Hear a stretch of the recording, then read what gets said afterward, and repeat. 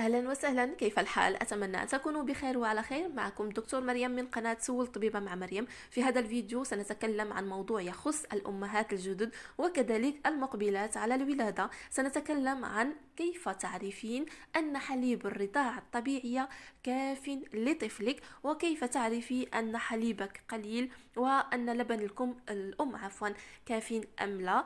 كل هذا سنتعرف عليه إن شاء الله في هذا الفيديو، فابقي معي إلى الأخير. وإن كانت هذه أول زيارة لك لقناتي فلا تنسي الاشتراك والضغط على زر الجرس ليصلك كل جديد. كما تعرفين، الرضاعة هي الوسيلة الوحيدة لتغذية الطفل خلال الأشهر 6 الأولى من حياته، وبعد هذه الفترة تظل الرضاعة أيضا هي المصدر الأساسي في تغذية الطفل بجانب مصادر أخرى كإدخال الأطعمة مثلا.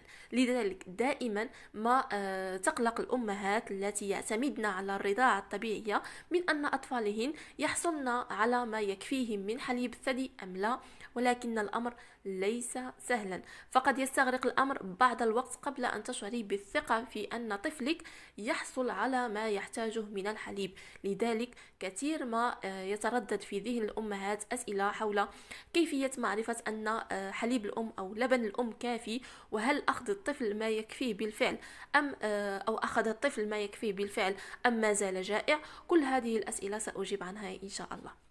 فأول شيء، كيف تعرفين بأن لبن أو حليبك كافي أم لا؟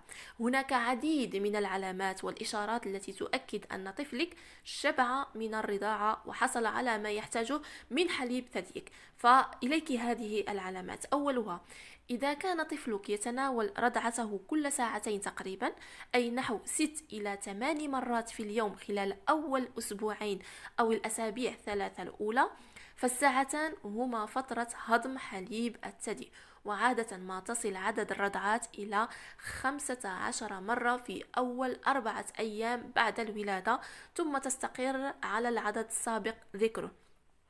ثاني شيء، الشعور بليونة وفراغ الثدي بعد الرضاعة تعتبر دليلا على أن طفلك تناول ما يحتاجه بالفعل. يعني عندما تحسين بأن ثدييك أصبح فارغين وأصبح خفيفين على ما كان عليه قبل الرضاعة.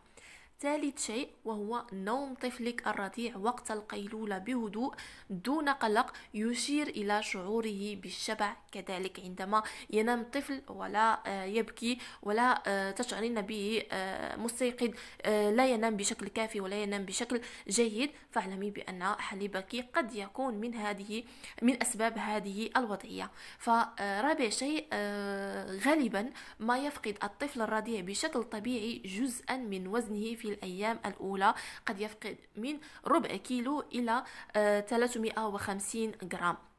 واستعادة الطفل لوزنه بالتدريج بعد أول أسبوع يعد أيضا دليلا على حصوله على الرضعات الكافية. يعني من الطبيعي جدا بأن تلاحظي بأن وزن طفلك قد نقص عن يوم الولادة، لكن بعد الأسبوع الأول أو الأسبوع الثاني يبدأ الطفل بزيادة وزنه، فإذا زاد وزنه فاعلمي بأن حليبك كافي جدا. خامس شيء، عادة لا يحدث جفاف للأطفال في هذا السن أي بعد الولادة، ولكن الطفل الذي لا يتناول رضعته بشكل كافي يكون جلده الرقيق جاف بشكل ملحوظ. يعني عندما تمسكين أو تقومين بإمساك جلده وتقومين بطيه، تظل تلك الطية ولا تعود إلى مكانها بشكل ملحوظ. يعني عندما يكون الجسم جاف جدا، فعندما تقومين بقرصه أو بالضغط عليه أو بعمل تنية فيه، فإنه لا يعود إلى مكانه إلا بعد مرور مثلا 10 ثواني. لكن عندما يكون الجسم مرتوي وليس به جفاف، فعندما تقومين بطي الجسم يعود إلى مكانه في أول ثانية، فهذه تعد كذلك علامة من علامات جفاف الطفل وبالتالي عدم كفاية الرضاعة. سادس شيء، وهو أن الطفل يستهلك ما لا يقل عن 6 إلى 8 حفاضات خلال اليوم، كما يكون بول الطفل دون رائحة. يعني إذا قل عن هذا الأمر فاعلمي بأن هناك نقص في حليبك، وهناك قد يستدعي الطفل أن تدخلي الرضاعة الصناعية. سابع شيء، وهو مراقبة حركة البلع خلال الرضاعة، والتي تؤكد على تناوله رضعته بشكل طبيعي جدا.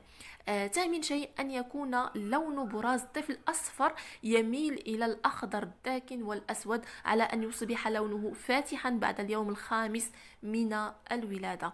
كذلك عندما يمص طفلك الحليب ينتج الثدي مزيدا منه، وكلما كثر عدد الرضعات كثر إنتاج الحليب، لذلك فإدرار الحليب في ثديك يؤكد أن طفلك يتناول رضعاته بشكل صحيح.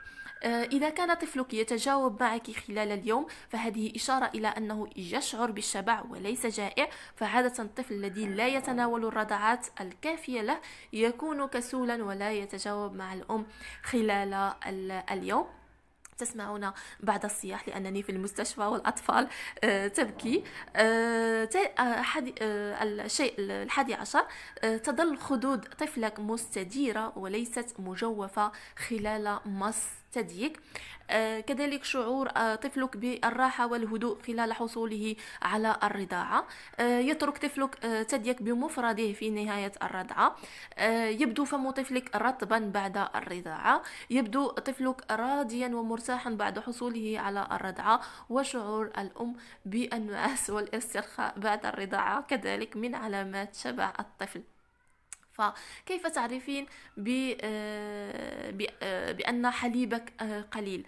هناك مجموعة من العلامات التي تدل على أنك تعاني من نقص في حليب ثديك، وبالتالي عدم حصول طفلك على ما يكفيه من الحليب خلال الرضاعة. فإليك بعض هذه العلامات. أولا، عدم اكتساب الطفل للوزن. فإذا فقد طفلك أكثر من 10% من وزنه عند الولادة في الأيام القليلة الأولى، أو لم يبدأ اكتساب الوزن بحلول أيام 5 إلى 6 أيام بعد الولادة، أو لم يكتسب وزنا كافيا أسبوعيا، فيجب عليك طلب المشورة الطبية على الفور.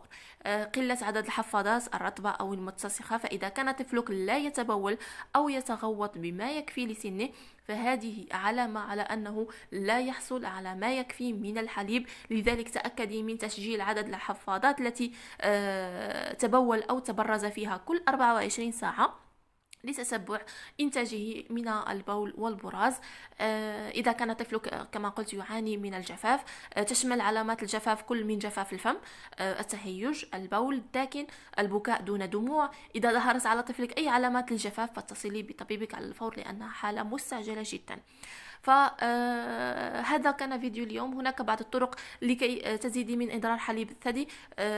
أولها تجنبي إعطاء طفلك زجاجات من الحليب الصناعي للأشهر 6 الأولى أو اللهاية حتى ترسخ الرضاعة الطبيعية لديه ويعتادها. أرضعي طفلك بقدر ما يريد وللمدة التي يريدها، وقدمي كلا الثديين في كل رضعة كذلك. ألقاكم إن شاء الله في فيديو قادم، والسلام عليكم.